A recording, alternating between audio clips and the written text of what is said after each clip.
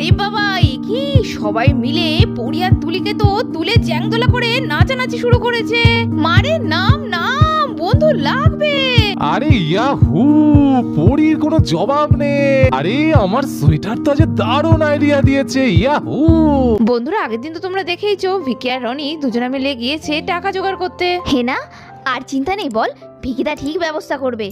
আরে হ্যাঁ হ্যাঁ, এটা তো অনেক আগেই হওয়া উচিত ছিল, কিন্তু এই যে বাড়ির লোকরা সবাই তো গো ধরে বসেছিল, ওদেরকে কোনোভাবেই হেল্প করতে দেবে না, যার জন্য তো আমিও সাহস করে কিছু বলিনি। তবে ঈশা, তুই যে সাহস করে চিল্লামিল্লি করে ব্যাপারটাকে সামনে এনেছিস, এইটা তুই খুব ভালো কাজ করেছিস। আজ এই সবটা তোর জন্যই সম্ভব হলো।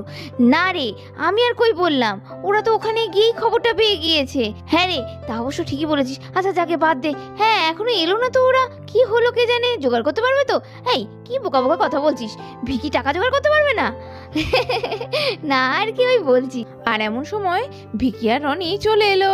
আরে ঈশা, ওই দেখ, ভিকি আর রনি চলে এসেছে। ভিকি বাবু, হয়েছে হয়েছে, টাকার ব্যবস্থা হয়েছে। আরে হেনা, এই কটা টাকা তো আবার জোগাড় হবে না? হ্যাঁ, তুমি ভাবছো কি আমাকে? আচ্ছা ভিকি বাবু, বলছি চলুন না, যত তাড়াতাড়ি পারি আমরা যাই। আরে পাগল হয়েছো নাকি? তোমরা কেন যাবে? ওখানে যত সব মদ মাতাল জুয়াখোর সব ছেলে পেলে গুন্ডা, হ্যাঁ ওদের মাঝে তোমাদের নিয়ে যাবো? তোমরা পাগল হয়েছো নাকি? হ্যাঁ ভিকি বাবু, আমরা কি তোরাই গন্ডগোল করতে যাচ্ছি নাকি? কথা বলবো, যেতেই পারি। ভিকিদা, আমরা যাব, তুমি না করো না তো। আর রনি বাবু, আমাদের প্লিজ নিয়ে চলুন না। কি আজ যে তুমি কত বড় উপকার আমাদের করলে, এই ঋণ যে আমি কি করে শোধ করব। তবে একটা কথা ভিকি, তোমার এই টাকাটা কিন্তু আমি ধার হিসাবে নিলাম, আমি ঠিক তোমার টাকা শোধ করে দেবো, এটা কিন্তু না করবে না কিন্তু। আচ্ছা দাদা ভাই, আচ্ছা আমি বুঝতে পারছি তোমার মধ্যে একটা সংকোচ বোধ হচ্ছে, কোনো চিন্তা নেই, ঠিক আছে তুমি তোমার সময় মতন ওই টাকাটা আমাকে ফিরিয়ে দিও, কোনো চিন্তা নেই। যাই হোক, তোমরা কি সবাই মিলে রেডি হও? আবার সব মালপত্র নিয়ে ফিরতে হবে তো, আমি এক্ষুনি আসছি, তোমাদের যেতে হবে না। আরে আমাদের যেতে হবে না মানে আমরা না গেলে হবে নাকি? আরে দাদা ভাই, ওরা তোমাদের দেখলে যদি অন্য কিছু বলে, দরকার নেই, আমরা যাচ্ছি, আমরা ব্যাপারটা হ্যান্ডেল করে আসি না, কোনো চিন্তা করো না, আমি দলিলটা ফেরত নিয়েই তোমাদের নিয়ে যাব। বলছো বলছো, ঠিক আছে, সাবধানে তোমরা যাও। আর এদিকে দেখতে দেখতে ভিকি, রনি, ঈশা, হেনা বেরিয়ে গেল। আর দেখতে দেখতেই কিছুক্ষণের মধ্যেই ভিকি আর রনি হেনা ঈশাকে সঙ্গে নিয়ে চলে এলো পরিদের বাড়িতে। আরে হান্টু মন্দার, দেখ দেখ, ওই ছোকরাগুলো আবার এসেছে রে, সঙ্গে দুটো সুন্দরী মেয়েকে নিয়ে এসছে। আরে ও মন্দারদা, ওই সামনেরটা তোমার সাথে খুব মানাবে গো। বলছিস হান্টু, বলছিস? দেখি তো তাহলে। এই যে জিপটা টিনে একেবারে ছিঁড়ে দেবো। যাকে ওদের সাথে না আমি ঝামেলা করতে এখানে আসিনি। আরে আরে আরে হিরো, দেশ তো দেখছি তোর হেভি, তা সুন্দরীদের নিয়ে এখানে কি মতলবে? তোদের রাস্তা কি খুঁজে পাসনি নাকি? আচ্ছা দাদা দেখুন, আমরা না আমাদের সাথে কোনো ঝামেলা করতে আসিনি। সুবলদা যে টাকাটা আপনাদের কাছ থেকে নিয়েছিল, মানে ওই 10 লাখ টাকা, যার জন্য ওর বাড়িটা আপনি কেড়ে নিয়েছেন, সেই টাকাটাই আমি আপনাদের ফেরত দিতে এসেছি। আপনারা প্লিজ টাকাটা নিয়ে বাড়িটা ছেড়ে দিন। এ মন্দার, হান্টু বলে কি 10 লাখ টাকা দিয়ে এই বাড়িটা কিনবে আমার কাছ থেকে? মানে মানে মানেটা কি? মানে আপনি 10 লাখ টাকাই তো পেতেন, 5 লাখ টাকার সুদ, এরপরে আপনারা কি ডিমান্ড আছে? তুমি বোঝনি শোনা, আমি তো বাড়িটা নিয়ে নিয়েছি, ওই দামে কি আমি বাড়িটা বেচবো বলেছি নাকি? এই বাড়িটার এখন দাম কত জানিস? 50 লাখ টাকা। আমি যাদের প্রমোটারদের বিক্রি করব 50 লাখ টাকা দেবে বলেছে। তুই কি তার বেশি দাম দিবি? এইটা কিন্তু ঠিক হচ্ছে না দাদা, এইটা আপনি কি বলছেন? ও বাবা সুন্দরী, তুমি কি আমাকে বলবে নাকি কোনটা ঠিক কোনটা বেঠিক? ওফ হেনা, তুমি এখানে কেন কথা বলতে এসছো? আমি কথা বলছি তো ওনার সাথে। না না ভিকি বাবু, দাঁড়ান, আমাকে কথা বলতে দিন। এই যে দাদা, আপনি কিন্তু এটা সত্যি ঠিক করছে না, কারণ দেখুন বাড়িটা তো আমাদের, আর আপনাকে তো আমরা বাড়িটা কোনো মতেই বিক্রি করিনি। বিক্রি করার প্রশ্ন আসছে কোথা থেকে বলুন তো? আপনার কাছে সুবলদার ধার নিয়েছিল, আর ধার মানে বাড়িটা বন্ধক আছে। বাড়িটা যদি আমরা টাকা দিয়ে ছাড়িয়ে নিতে পারি সুদে আসলে, তাহলে আপনার প্রবলেম কোথায়? আপনি বাড়িটা ফেরত দিতে বাধ্য। আর দেখুন, বেশি বাড়াবাড়ি করবেন না, তাহলে কিন্তু আমরা থানায় যাব, আপনার নামে না এফআইআর করব। বাবা, এই সুন্দরী তো বড্ড তেজ আছে দেখছি। এদিকে দাদা, মুখ সামলে কথা বলবেন, এরকম ভাবে কথা বলবেন না আমার উঠবি ওয়াইফের সঙ্গে। ও, ওটা তোমার হবু বউ নাকি? ওই জন্য গায়ে লাগছে। তাহলে তুমি এবারই জমাইছো না?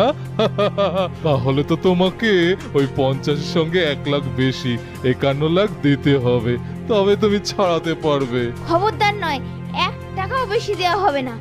কি মানে নাকি? আপনি যা বলবেন আমাদের তাই শুনতে হবে? আইন কানুন বলে তো একটা কিছু আছে নাকি? বিকি বাবু শুনুন, আমরা থানায় যাব, চলুন তো, এদের সঙ্গে মুখ লেগে লাভ নেই। এই যে সোনা, আইন কানুন আমাকে শেখাতে এসো না। তুমি কি ভেবেছো এখানে যত পুলিশ আছে না আমার ইশারাতে নাচে?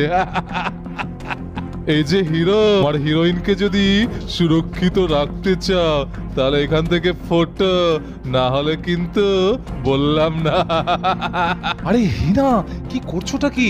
এখানে মাথা গরম করার জায়গা নয়, দেখছো না পুলিশ টুলিশ সব ওদের কেনা আছে, প্লাস ওদের এখানে এতজন গুন্ডা রয়েছে, মস্তান রয়েছে, ওদের সঙ্গে কি আমরা পেরে উঠবো? এখানে একদম ঝামেলা করো না, তখন হিতে আমাদের বিপরীত হয়ে যাবে। তাই বলে ওদের কথায় আপনি রাজি হবেন? হ্যাঁ, ওরা যা বলবে শুনবেন? এইগুলো অন্যায়, এটা ঠিক না। আর কেউ অন্যায় করছে আপনি জেনে শুনে কিছু করবেন না? উফ, আমি কি বলেছি তোমায় যে ওদের কথা মেনে নেবো? কিন্তু এটা জায়গা নয়, প্রতিবাদ সবসময় সব জায়গায় করা যায় না, ঠিক সময় মতন সুযোগ মতন করতে হবে। চলো আগে আমরা যাই, একটা কিছু ব্যবস্থা ঠিক আমরা করব। এই হেনা, কি রে তুই? কি কি কি রে, মানে তুই দেখছিস না কি বলছো না? আরে বাবা, সব জায়গায় কি গায়ের জোর খাটিয়ে কাজ হয় নাকি রে? উফ, বিকিদায় তো ঠিকই বলছে, কিছু কিছু জায়গায় একটু বুদ্ধি খাটাতে হয়। এরা মতমাতার লোক, আর আমরা দুটো মেয়ে এখানে কি করবো ওদের সঙ্গে? আর বিকি বাবুরাও তো বিপদে পড়ে যাবে দেখছি তোর জন্য। শোন, আমরা এখন এখান থেকে যাই, কিছু তো একটা ব্যবস্থা করতেই হবে। চল, এখানে ওরা জানিস ওদের কত লোক সাঙ্গপাঙ্গ আছে, একটা ফোন লাগালে সবাই এসে আমাদের ঘিরে ফেলবে। আর পুলিশ ওদের হাতের পুতুল, এতদিন ধরে এখানে রাজত্ব করছে। পুলিশ কি করেছে? তাহলে তো অনেকদিন আগেই পুলিশ ওদের ধরতে পারতো। আচ্ছা দাদা, কিছু মনে করবে না, একটু রাগছোটা মেয়ে তো সেই জন্য বলে ফেলেছে, একদম কিছু মনে করবে না। আমি দেখছি আপনার টাকাটা জোগাড় করা যায় কিনা, যদি সম্ভব হয় আমি আপনাকে ওই টাকা দিয়ে কিনে নিয়ে যাবো। হ্যাঁ, আমরা আসছি, কেমন? গুড বয়, এই তো পথে এসছো, পথে এসছো। আচ্ছা আচ্ছা, যাও, তোমাদের জন্য অপেক্ষা করছি, 51 লাখ টাকা নিয়ে এসো। এই বলে সবাই মিলে আবার চলে গেল। বস, কি ব্যাপারটা হলো? তুমি বলে বিক্রি করবে না, তারপরে বিক্রি করে দিচ্ছ 51 লাখে? আরে 51 লাখ টাকা যে সে ব্যাপার নাকি? এই বাড়িটার দাম কত হবে? 20 লাখ বড় জোর। 50 লাখ পেলে এরকম বাড়ি 3খানা কিনবো রে। ও বস, কি বুদ্ধি তোমার, একদম সেরা সেরা। আর কিছুক্ষণের মধ্যেই সবাই তো ওখান থেকে ঘুরে এসে চিন্তায় পড়ে গেল। আর ভিকিরা যখন সব কিছু বলল, তখন বাড়ির ইন্দু, ডোনা, সুবল, কুশ আর রাজ সবাই মিলে মাথায় হাত দিয়ে বসে বলল কি করে এবার বাড়িটাকে ওরা ছাড়াবে। ওদের তো আমি উচিত শিক্ষা দেব। হ্যাঁ, কি ভেবেছেটা কি? হ্যাঁ, ইচ্ছে মতো টাকা বাড়াচ্ছে, এত লোভ! শয়তানগুলো বাড়িটাকে কি হাল করেছে, দেখেও কষ্ট লাগছে। একটা দিনের মধ্যে সব শেষ করে রেখেছে। মদের ঠিক বানিয়েছে, হ্যাঁ, ওটাকে ক্লাব ঘর বানাবে। কিন্তু যতদিন হেনা বেঁচে আছে সেটা কখনো হতে দেবো না, কখনো নয়। কিছু একটা এমন প্ল্যান করব, ওদের একেবারে নাজেহাল করে ছাড়বো আমি। ঠিক বলেছিস হেনা, বাপরে বাপ, কি শয়তান! মুখ চোখ দেখলেই গা রিরি করছিল। আমার তো মনে হচ্ছিল হাতে যদি একটা লাঠি থাকতো না, দিতাম মাথায় বাড়ি মেরে। কিন্তু হেনা, আমি তো আর কোনো উপায় দেখছি না, কি করতে পারি আমরা? আমাদের কাছে তো আর কোনো উপায় নেই। আচ্ছা হেনা, আমি একটা বরঞ্চ কাজ করি, যে করেই হোক এদিক ওদিক থেকে কিছু টাকা ধার আমি লোনও পেয়ে যেতে পারি।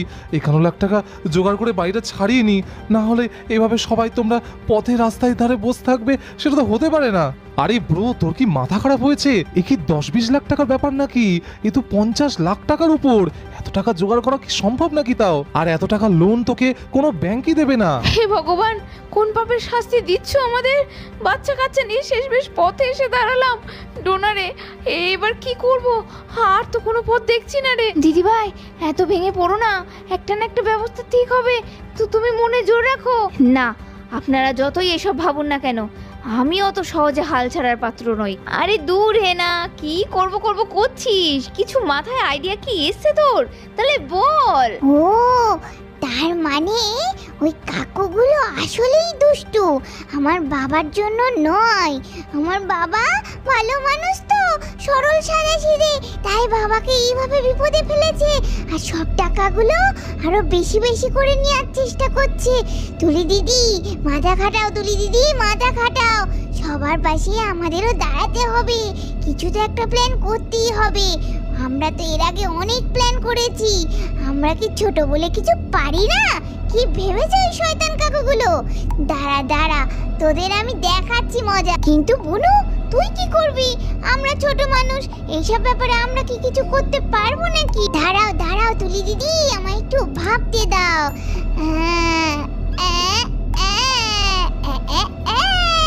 আইডিয়া, মাথায় আমার বুদ্ধি এসেছে। দাঁড়া তুলি দিদি, আগে হেনা মাসিমণিকে গিয়ে সবটা বলি। তোমরা একটু আমার কথাটা শুনবে গো, আমার মাথায় কিন্তু একটা দারুণ আইডিয়া আছে। আরে পড়ি, এসব ছোটদের ব্যাপার নয়, তুমি এত চিন্তা করছো কেন? তুমি ওইদিকে সবার সাথে খেলা করো, আমরা আছি তো, আমরা ঠিক একটা ব্যবস্থা করব। আহ ভিকি বাবু, দাঁড়ান না। আপনি হয়তো ভুলে গেছেন যে কিছু কিছু সময় বাচ্চাদের কাছ থেকেও বড়দের অনেক কিছু শিখতে হয়। ও কি বলতে এসছে একবার শুনেই দেখি না। হ্যাঁ পড়ি, বল বল, কি বলবি বল, শোনা তোর প্ল্যান। হেনা মাসিমণি, আমরা না একটা কাজ করলে ওরা একেবারে নাজেহাল হয়ে যাবে। কি কি বল। আচ্ছা হেনা মাসিমণি, ওদের ভূতের ভয় দেখালে কেমন হয়? কি ভূতের ভয়? তুই পাগল? ওরা কত বড় বড় লোক, ওরা ভূতের ভয় পাবে? আরে হেনা মাসিমণি, একবার করেই দেখো না।